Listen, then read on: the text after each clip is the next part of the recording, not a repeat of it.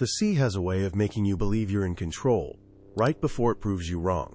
At 58, with 30 years on the water, I, Captain Arthur Vance, thought I had seen everything from the bridge of my ship in the middle of the Caribbean. That was before I saw the glint of steel on a security monitor in the dead of night, tucked into the uniform of a woman paid to change sheets, not take lives. If I had called security then, protocol would have taken over. But I didn't, and what happened next would never appear in any official log. The authorities would eventually be involved, but what they discovered was a truth far more terrifying than a single weapon. Let me know in the comments if you would have raised the alarm or waited, just like I did. And be sure to subscribe, and tell me what city or country you're watching from. My name is Arthur Vance. At 58 years old, my world is one of routine and repetition, set to the gentle, constant hum of a ship's engines. For 3 decades, the sea has been my only constant, and the bridge of a vessel like this, the majesty of the seas, is more home to me than any patch of dry land ever was. My life is measured in nautical miles and predictable schedules, a quiet symphony of diagnostics, weather reports, and the distant, happy murmur of thousands of passengers living out their dream vacation. We were halfway through our 7-day cruise from Miami to St. Martin, a floating city of calm and meticulously crafted luxury. The Caribbean was behaving itself, a vast, placid sheet of sapphire under a blanket of stars. For everyone on board, it was another perfect night in paradise. For me, it was just Tuesday. My night watch was a quiet ritual, a comfort I'd come to depend on. The bridge was dimly lit, the only illumination coming from the soft glow of the instrument panels and the endless expanse of the cosmos through the panoramic windows. The first mate, a capable young man named Daniel Foster, had the helm, his posture relaxed but attentive. My role at this hour was one of oversight, of silent vigilance. I'd pour a cup of strong black coffee from the pot that was always brewing, the bitter aroma a familiar companion in the late hours. I'd take a slow walk along the console, my eyes scanning the ship's diagnostics. Engine performance, stable. Navigational systems, locked on course. Weather radar, clear for the next 200 miles. Everything was exactly as it should be, a testament to order and control in the middle of a vast, untamed wilderness. The final part of my ritual was a check of the security feeds. A grid of small screens showed silent, black and white glimpses into the arteries of my ship. Empty ballrooms, deserted pool decks, quiet corridors where the only movement was the occasional night shift worker making their rounds. It was usually the most boring part of my night, a final confirmation that my city was asleep and safe. But that night, something was different. My gaze drifted across the grid of monitors, a practiced, sweeping motion. Then I stopped. Screen C-14. It monitored the crew-only service corridor on Deck 3, a sterile, functional hallway of polished linoleum and gray steel doors, a place passengers never saw. It was a place of laundry carts and supply closets, a world away from the velvet ropes and champagne fountains just a few decks above. A figure was on the screen, a young woman in a maid's uniform. I leaned closer, my eyes narrowing. I recognized her from the crew manifest I'd reviewed before we left Miami. Elena, a new hire, first contract. She was standing near a linen closet, but she wasn't working. She was glancing over her shoulder, a quick, furtive movement down the empty corridor. Then she looked back the other way. Her movements were sharp, economical, completely out of place for someone whose job was to move at a steady, unhurried pace. She looked like a field mouse scenting a hawk. She slipped a keycard into the lock for the linen closet, but before she pushed the door open, she adjusted her uniform jacket. It was a small, almost imperceptible motion, but under the harsh fluorescent lights of the corridor, for a fraction of a second, I saw it. A glint. A dark, metallic glint that didn't belong. It was the unmistakable shape of the handle of a compact pistol, the polymer grip secured tightly in a holster at her waist. The image burned itself onto my mind. A gun. On my ship. In the hands of a maid. Every fiber of my being, every minute of my 30 years of training, screamed one word: alert. The protocol was clear, absolute. A potential weapon on board is a code red. I should have picked up the internal phone, spoken 2 words to my head of security, a stern but reliable man named Michael Hayes, and the ship's defense mechanisms would have sprung into action. The corridor would have been sealed, a security team deployed, and the situation contained within minutes. My hand even moved towards the phone. But then, a ghost whispered in my ear. Years ago, on another ship, another sea, I had faced a similar moment of uncertainty. A passenger had reported a man with a weapon. I followed protocol to the letter. I initiated a lockdown. The ensuing panic, the blaring alarms, the sight of armed officers sweeping the deck, it was chaos. And the weapon turned out to be a novelty cigarette lighter shaped like a revolver. But the chaos had a cost. An elderly gentleman, startled by the commotion, suffered a massive heart attack. He died on the floor of the Grand Promenade. We saved everyone from a threat that didn't exist, but we still lost a life. My life. My overreaction, my adherence to a rigid protocol, had killed him as surely as any bullet. The official inquiry cleared me, but the memory became a permanent part of my command, a heavy anchor of doubt. It left me paralyzed by a need for absolute certainty before acting. Was this another cigarette lighter? A toy? A misunderstanding? The image on the screen was grainy. The glint was fleeting. Raising an alarm would shatter the peace of 4,000 people. It could end in panic, or worse, another tragedy born from a false alarm. The ghost of that old man stood beside me on the bridge, his silent judgment a heavy weight. I let my hand fall from the phone. I would wait. I would watch. It was a dereliction of duty, a violation of the very rules I was sworn to uphold. But in that moment, the fear of repeating my past failure was greater than the fear of the unknown threat lurking on Deck 3. What would you have done? Would you have sounded the alarm, trusting the protocol and risking the chaos? Or would you have hesitated, needing to be sure, just like I did? Let me know what your gut tells you in the comments below. And be sure to subscribe, and tell me what city or country you're watching from, because my decision to do nothing was about to plunge me into a world far deeper and more dangerous than I could ever have imagined. My first move was a clumsy one, an attempt at subtlety from a man who commands a 100,000-ton vessel with direct orders, not whispers. I couldn't just have her detained. The ghost of my past failure wouldn't allow it. I needed more. I needed proof. So I manufactured a reason. At 0400 hours, I called Michael Hayes, my head of security, on his private line. I kept my voice low and steady, the picture of a captain conducting routine business. I told him there had been a report, anonymous of course, of a potential plumbing issue causing a strange odor on the crew corridors of Deck 3, Section B. I ordered a full sweep, a random health and safety inspection. I wanted his team to check every cabin, every locker, every linen closet in that section. It was a broad net, but her quarters were right in the middle of it. I watched on the monitors from the bridge as Hayes and his team, 4 men in crisp uniforms, moved through the corridor. They were professional, efficient. They knocked on doors, their faces impassive. They were my eyes and ears, the extensions of my authority. But they were blind.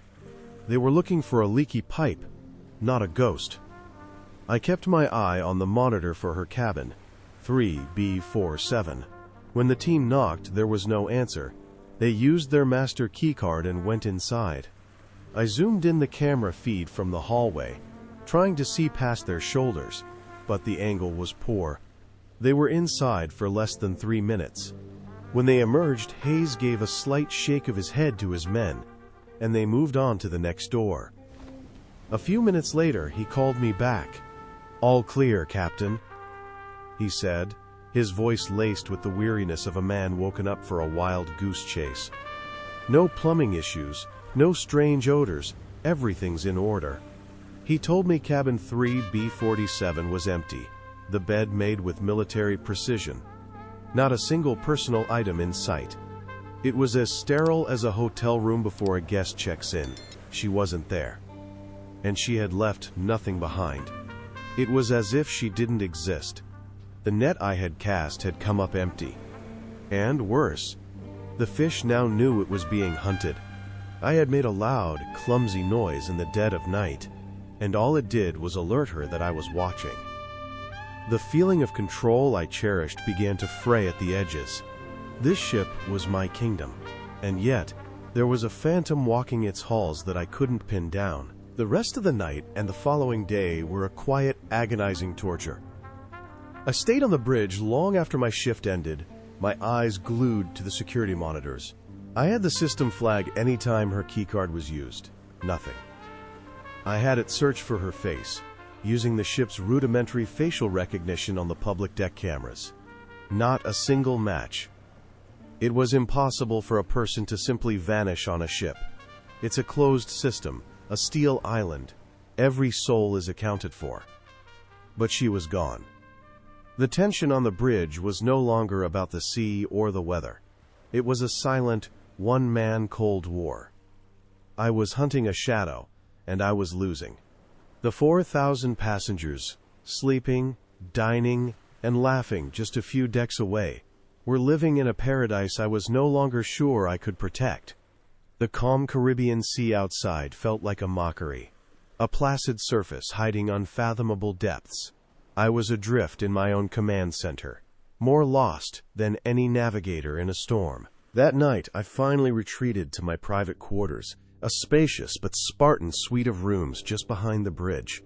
I was exhausted, my mind a tangled knot of paranoia and doubt. I poured myself a glass of water, the silence of the room amplifying the low hum of the ship's engines, a sound that had been my lullaby for 30 years but now felt like a ticking clock.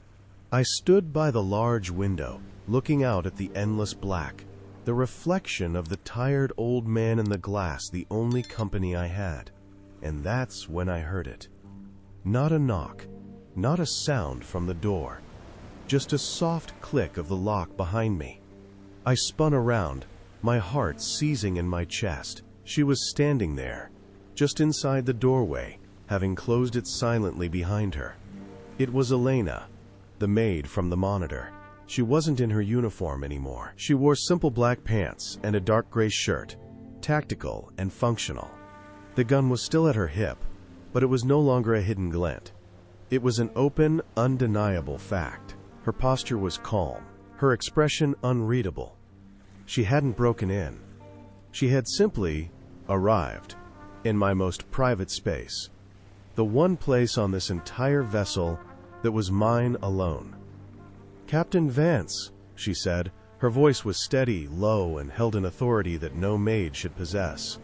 It was the voice of someone used to giving orders, not taking them. "Stop looking for me. You're compromising my operation." The words hung in the air, electric and sharp. My mind struggled to catch up. "Operation? Your little plumbing inspection this morning was about as subtle as a foghorn," she continued, taking a step further into the room. Her eyes, the color of a stormy sea, were locked on mine. "You put my target on high alert." My target? I was speechless. This wasn't some desperate crew member smuggling a weapon. This was something else entirely. The reveal, when it came, was swift and brutal, stripping away every assumption I had made. "My name is not Elena," she said, reaching into a small pouch on her belt and pulling out a slim leather wallet. She flipped it open. "I'm a United States Marshal." The ID was unmistakable. The gold star, the official seal, the world tilted on its axis. She went on, her words precise and cutting, each one dismantling my carefully constructed reality. "There was a high-value political defector on my ship, traveling under an assumed identity as a tourist. And there was a traitor on my senior staff, one of my officers, one of the men I trusted with the lives of everyone on board, who was planning to sell him out. "There's a tropical storm moving in," she said, her gaze unwavering. "He plans to use the cover of the storm to disable the ship's primary navigation and communications. Long enough for a mid-sea rendezvous with a foreign vessel. He gets paid, and our asset gets a bullet in the head." The gun at her waist suddenly made a terrifying kind of sense. It wasn't the mystery. It was the solution to a problem I never even knew existed. "Your cautious observation," she said, her voice laced with ice. "Your security sweeps, your constant monitoring. It's been tipping him off that something is wrong. That we're here. The Coast Guard is on standby, but they can't make a move until the handover is in progress. Your inaction, your hesitation to follow protocol, nearly blew this entire operation." My blood ran cold. The ghost that had haunted me for years had risen again, but this time its lesson was inverted. My fear of overreacting, my desperate need to be sure, had made me a liability. My caution had become a beacon for the enemy. I was the captain, and I had become the greatest danger to my own ship. She stood there, waiting for my response, the fate of a mission, a man's life, and my ship resting on what I did next. I had to decide, in an instant, whether to trust this armed stranger or the command structure I now knew was compromised. It was a choice that had to be made in the dark, based on nothing but her word against the ruin of my own judgment. Would you have the courage to hand over control of your own kingdom in a moment like that? It's a question that haunts me still. If you want to hear how it all unfolded, make sure you're subscribed. Because the storm was coming, and the real danger was already on board. My authority as captain had become a tool, and she was the one who would wield it. The storm she had predicted arrived with a fury that felt biblical. It was our clock, our cover, and our cage. The majesty of the seas, a titan of engineering, was tossed by waves the size of buildings. Alarms blared across the bridge, not for a security threat, but for the raw power of nature. Passengers were confined to their cabins, the ship groaning under the strain. For them, it was a terrifying, thrilling adventure. For me, it was the stage for a silent war. My job was to play the part of the unflappable captain, my voice calm over the intercom, assuring everyone that we were riding it out, that my crew was in full control.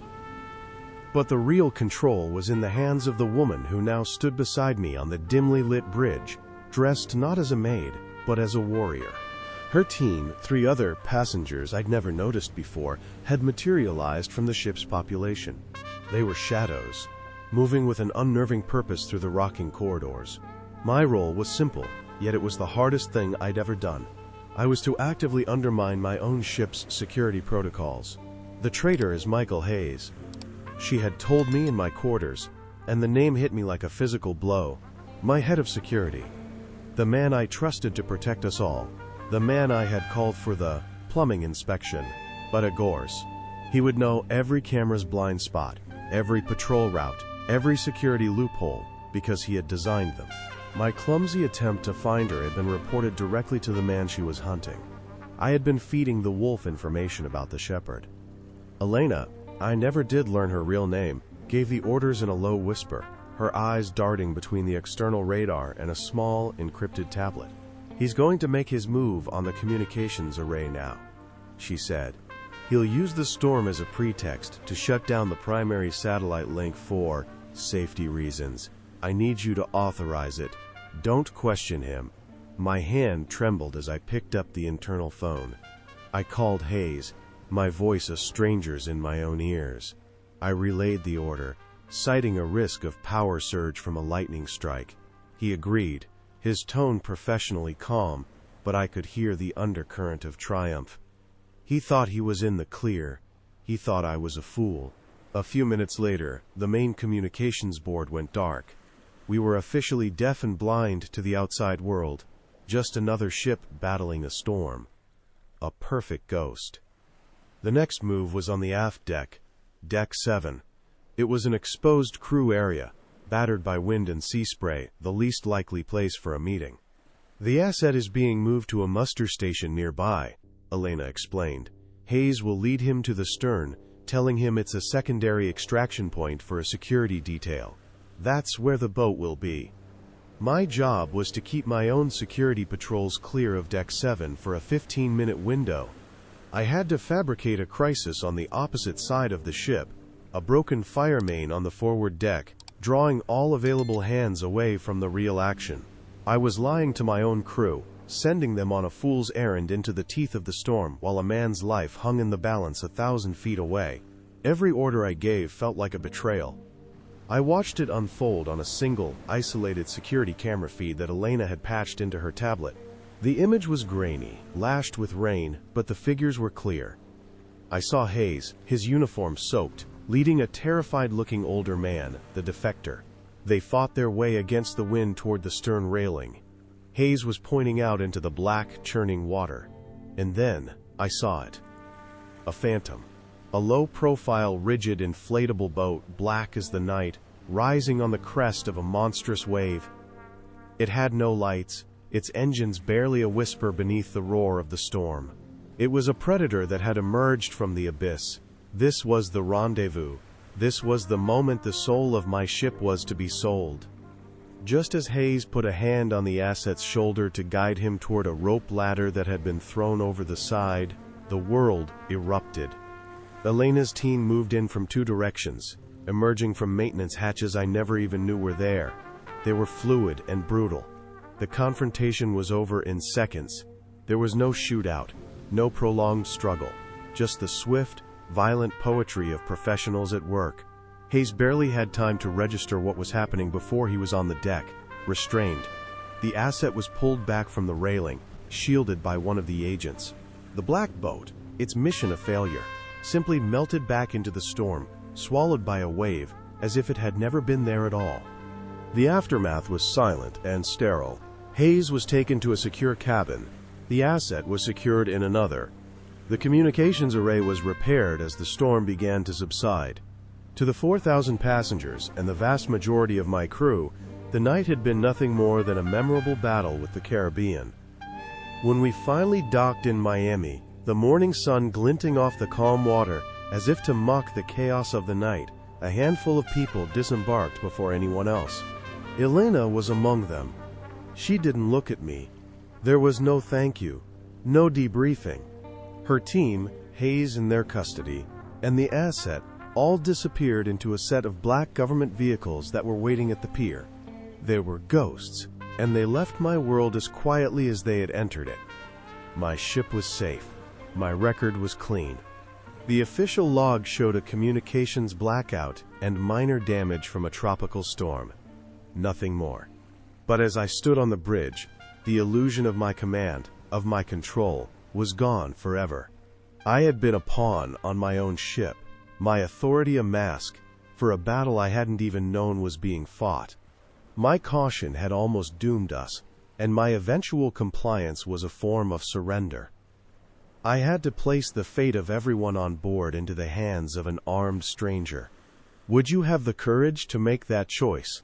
To trust a ghost over your own trusted officers? Let me know in the comments. And if you want to hear more stories from the deep, be sure to subscribe, because the sea holds more secrets than just what lies beneath the waves. The weeks that followed were a study in silence. The official ship's log, which I signed off on myself, was a masterpiece of fiction.